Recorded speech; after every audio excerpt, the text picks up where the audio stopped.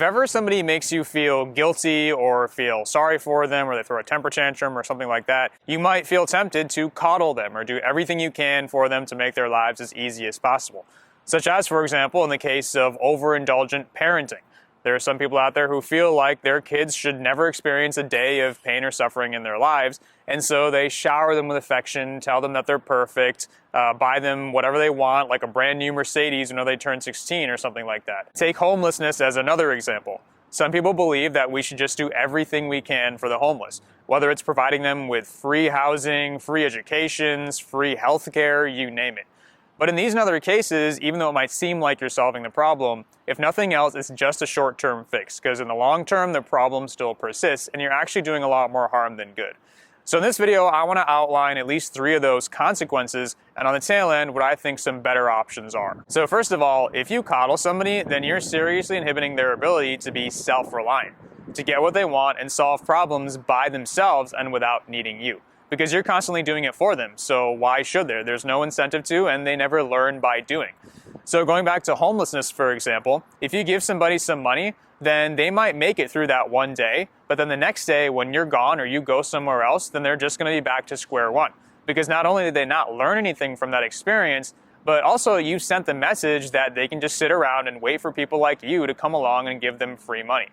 And conditioning people to rely on you is a problem, because you're not going to be around forever. And when you're gone, they're just pretty much going to be out of luck because they never learned how to survive on their own. Second of all, you're reducing, if not eliminating entirely, a sense of responsibility or the obligation somebody has to not just fix their own problems by themselves, but also to acknowledge that possibly they could even be at fault for why they ended up in that situation to begin with.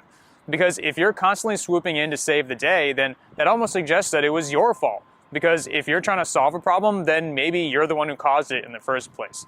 And this is a problem also because they can just keep engaging in destructive behavior and never feel the need to stop themselves because it's not their fault. It's someone else's fault and someone else's responsibility to fix that. So a criminal, for example, who keeps hearing his community leaders and activists saying that it's society's fault for why he robbed a bank or assaulted somebody, is probably going to think, okay, it's not because I'm a bad person or because I need to follow the law. And instead, I can just keep engaging in destructive behavior until society finds a way to fix me. And lastly, amongst many others, coddling people fosters weakness. Because the harsh reality of life is you're not always going to get what you want. And you have to work really hard for everything else, which isn't going to be particularly pleasant. And crying or throwing a temper tantrum over that isn't going to change that. But if you do give in to somebody who cries or throws a temper tantrum, then you're sending the opposite message, which means that later in life, when they invariably run into a situation where that strategy doesn't work, then they're not going to be tough enough to handle it, much less are they going to be willing to roll up their sleeves and get to work.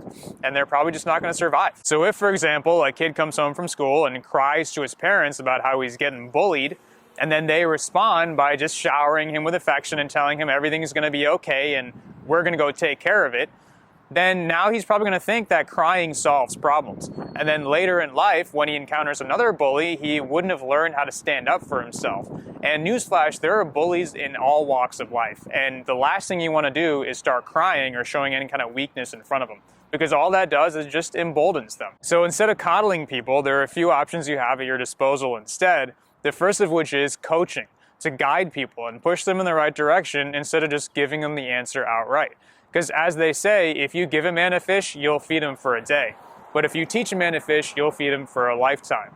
And so what you're doing is you're outfitting people with the skills that they need to solve those same problems if they ever do arise again. But at the same time, sometimes you do have to force people to struggle a little bit and figure things out for themselves. And say, hey, I'm sorry you're going through something difficult, but I can't help you, and you're on your own on this one. And so not only will they become outfitted to solve that particular problem, but in the future, they won't be afraid of doing the same thing because they've done it once before. And so you've enabled much more autonomy that way. And lastly, control your emotions, because your emotions will compel you to behave in irrational ways.